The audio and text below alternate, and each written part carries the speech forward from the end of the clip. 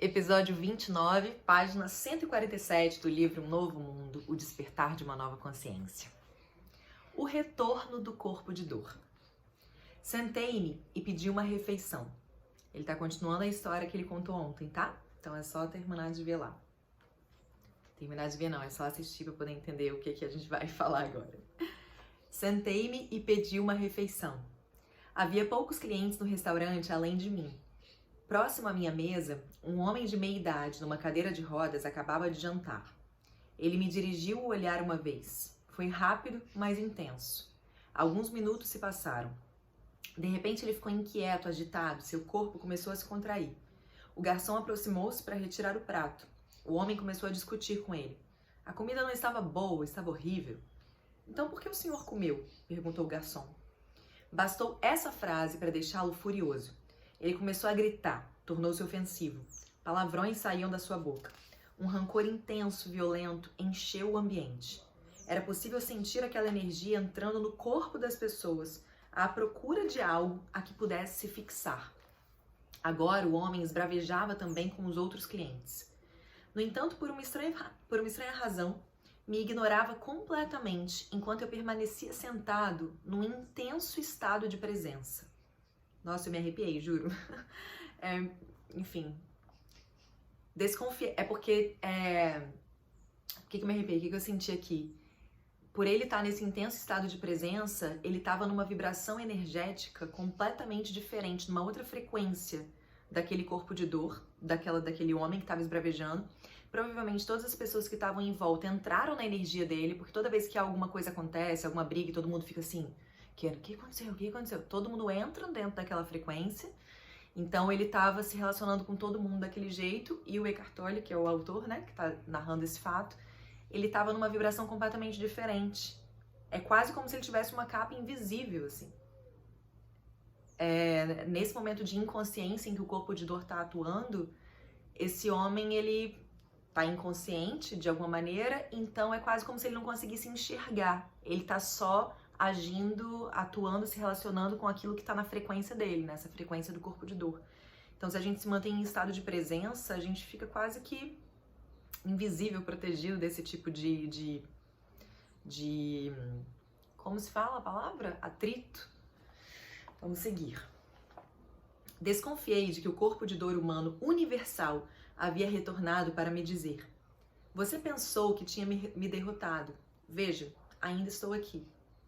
Também considerei a possibilidade de que o campo energético liberado durante a sessão com aquela mulher, que ele contou no capítulo de ontem, me seguira até o restaurante, o corpo de dor dela, me seguira até o restaurante e se prendera à única pessoa ali que apresentava uma frequência vibracional compatível com a sua, isso é, um corpo de dor pesado. O gerente abriu a porta do restaurante. Por favor, retire-se, retire-se. O homem saiu zunindo na sua cadeira de rodas elétrica, deixou todos perplexos. 1 minuto depois ele voltou. Seu corpo de dor ainda estava ativo, precisava de mais. Ele escancarou a porta com a cadeira de rodas e começou a gritar obscenidades. Uma garçonete tentou impedi-lo de entrar. Ele acelerou a cadeira e imprensou a moça contra a parede. Jesus. Ele acelerou, alguns clientes alguns clientes correram para tentar puxá-lo dali. Gritos, berros, pandemônio. Um pouco depois chegou um policial. O homem sossegou. Pediram-lhe que saísse e não voltasse mais.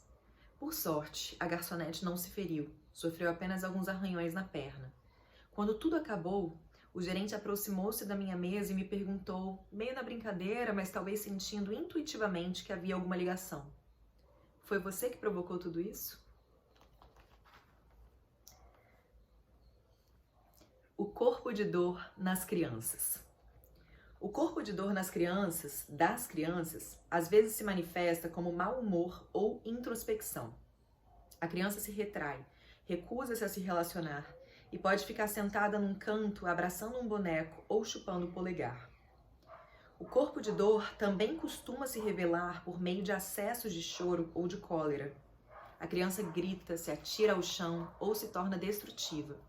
A frustração de um desejo tem a capacidade de estimular o corpo de dor com a maior facilidade. E num ego em desenvolvimento, a força de um desejo, por vezes, é intensa. Os pais, impotentes e sem compreender o que está se passando, podem assistir perplexos, enquanto seu pequeno anjo se transforma de um instante para o outro num verdadeiro monstrinho. De onde será que vem tanta infelicidade? Eles se perguntam. Numa extensão maior ou menor, é a parte que a criança detém no corpo de dor coletivo da humanidade que retorna à própria origem do ego humano. Mas a criança pode também já ter absorvido o sofrimento do corpo de dor dos pais, e então estes talvez vejam no filho um reflexo do que existe neles próprios. As crianças mais sensíveis são especialmente afetadas pelos corpos de dor do pai e da mãe.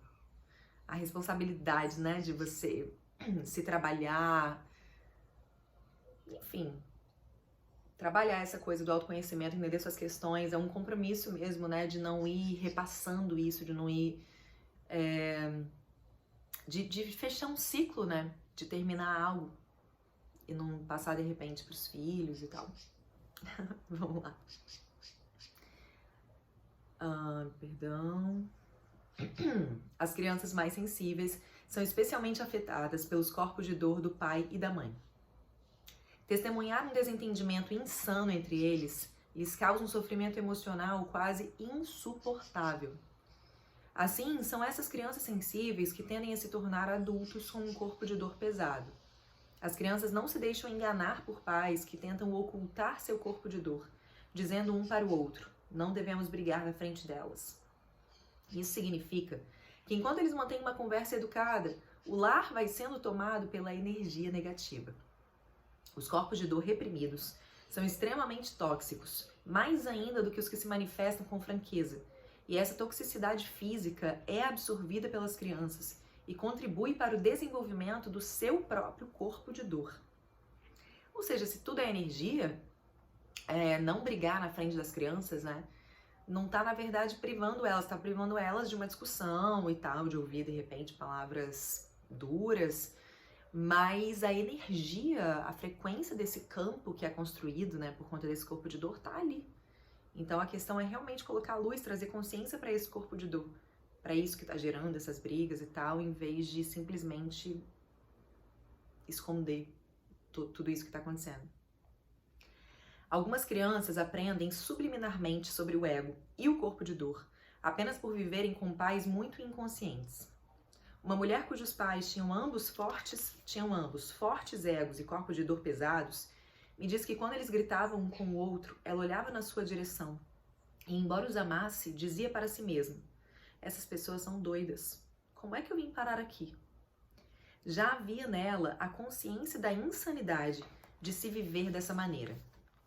Graças a essa consciência, a quantidade de dor que ela absorveu dos pais foi reduzida. Deixa eu tomar um golinho d'água aqui.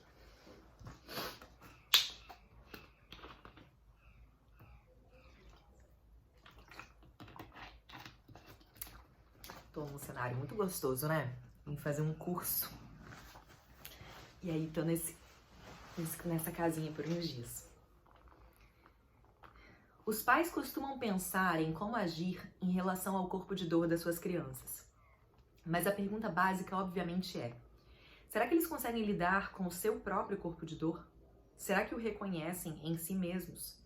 Será que são capazes de se manter presentes o bastante quando ele entra em atividade para que possam estar conscientes da emoção no nível do sentimento antes que ela tenha uma chance de se tornar pensamento e depois uma pessoa infeliz?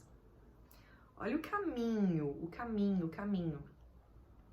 Sentimento, pode tornar emoção no nível do sentimento, se torna pensamento que acaba se tornando uma pessoa infeliz. É o caminho, né, que vai percorrendo. E esses pensamentos é que vão mantendo essa pessoa infeliz, porque ela vai acreditando naquilo, ela vai se contando aquela história repetidamente. Quando o corpo de dor de uma criança está se manifestando por meio de um ataque, não há muita coisa que os pais possam fazer, exceto se manter no estado de presença, para que não sejam estimulados a ter uma reação emocional. O corpo de dor da criança se alimentaria dela. Às vezes, os corpos de dor são extremamente dramáticos, mas os pais não precisam embarcar nesse descontrole. Não deviam levá-lo muito a sério. Se o corpo de dor tiver sido despertado pela frustração de um desejo, eles não têm agora que se render às suas exigências. Caso contrário, a criança aprenderá a seguinte lição: quanto mais infeliz eu me tornar, maior será a probabilidade de conseguir o que quero. Essa é uma receita para que ela apresente distúrbios no futuro. Seu corpo de dor ficará decepcionado com a falta de reação do pai e da mãe e pode atuar por mais algum tempo antes de se acalmar. Ao contrário do que ocorre com os adultos, no caso das crianças, felizmente, esses episódios costumam ser mais breves. Depois que a criança se acalmar, ou talvez no dia seguinte, os pais podem conversar com ela sobre o que aconteceu, mas não devem contar sobre o corpo de dor. Em vez disso, é melhor que lhe façam perguntas. Por exemplo, o que deu em você ontem quando não conseguia parar de gritar? Você se lembra? Como se sentiu? Foi uma sensação boa? Aquela coisa que lhe aconteceu, será que tem um nome? Não? Caso tivesse um nome, qual seria? Se você pudesse vê-la, ela se pareceria com o quê? Você pode fazer um desenho dela? O que houve com ela depois que foi embora? Foi dormir? Você acha que ela pode voltar? Interessante, né? Trazer uma ludicidade, uma coisa lúdica com essas emoções que a criança sente, para que ela possa se aproximar delas, olhar elas de uma maneira mais familiar mesmo, para reconhecer, em vez de resistir, né? E entendendo o que ela sente. É na linguagem da criança, a linguagem que ela conhece, né? Que ela brinca. Essas são apenas algumas sugestões de perguntas. Todas elas se destinam a despertar na criança sua capacidade de testemunhar, isso é, a presença. E irão ajudá-la a deixar de se identificar com o corpo de dor. Na próxima vez em que ela for tomada por um ataque, eles poderão dizer: aquela coisa está de volta, não é? O ideal é que eles usem as mesmas palavras empregadas pela criança na primeira ocasião em que falaram sobre o assunto. A atenção dela deve ser dirigida para como ela sente aquilo. Os pais têm que demonstrar interesse ou curiosidade, em vez de adotar uma atitude crítica e condenatória. Incrível isso, incrível. Demonstrar interesse por aquela atitude, por aquela reação, por mais difícil que tenha sido, né? Porque a própria criança não entende o que ela sentiu. Então, se ela sofre uma repressão, que não pode e tal, sem tentar entender o que aconteceu, como que ela vai saber lidar, né? É muito pouca maturidade, consciência mesmo. Consciência no sentido de ser consciente de algo, entender algo, para poder lidar com aquilo. Então, ter curiosidade sobre, pensar junto, tentar fazer com que ela elabore sobre aquilo da maneira dela, é um caminho muito interessante mesmo, em vez de condenar ou criticar. É improvável que isso venha a impedir que o corpo de dor continue seu curso. E pode parecer que a criança não está nem mesmo escutando os pais. Mesmo assim, alguma consciência permanecerá em segundo plano durante o período em que o corpo de dor estiver em atividade. Depois de alguns episódios, a consciência estará mais forte e o corpo de dor terá enfraquecido. É dessa forma que a criança vai intensificando seu estado de presença. Um dia, talvez seja ela que alerte o pai e a mãe de que eles se deixaram dominar pelo corpo de dor. Ciclos, né? Com isso a gente encerra o episódio de hoje. Obrigada pela companhia, até amanhã.